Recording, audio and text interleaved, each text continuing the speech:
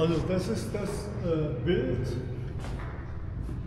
von 1941 von außen betrachtet, das Gebäude, wo wir uns jetzt drinnen befinden.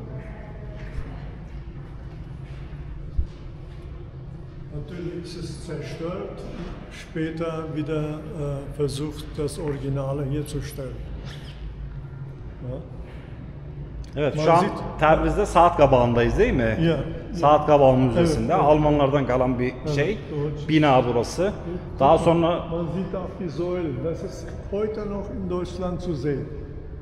Evet. Bu sütunlar Almanya'da bugün bile görülebilir. görülebiliyor. Alman mimarisi değil mi? Yani bu kalanferli şeyler de aynı. Dieses Heizungskörper sind heute auch noch in Deutschland zu sehen. Bir dönem Ruslar tarafından vurulmuş halde burası. Daha sonra yeniden tadilat görmüş. 1941'de. Ja. Şal salladım, ben de evde ağladım. O mu? Bayram idi.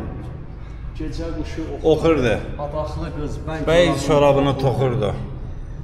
Hər kəs şalın Bir bacadan soxurdu. Ayna gözəl qaydadır şal salmaq. Sallamaq.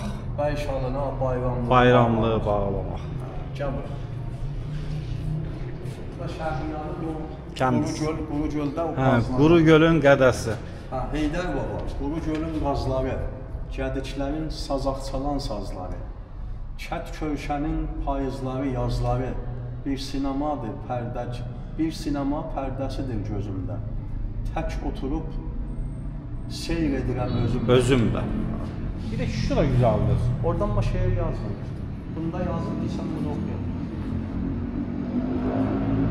O alma atma. Alma atma, evet. Ama şeirin yazmamış. Ben de ezberlerim.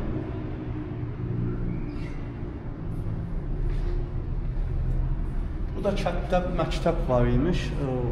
Mol İbrahim yaşayır ya yok. Ya yok. Ha. Mol İbrahim yaşayır. Heydər baba.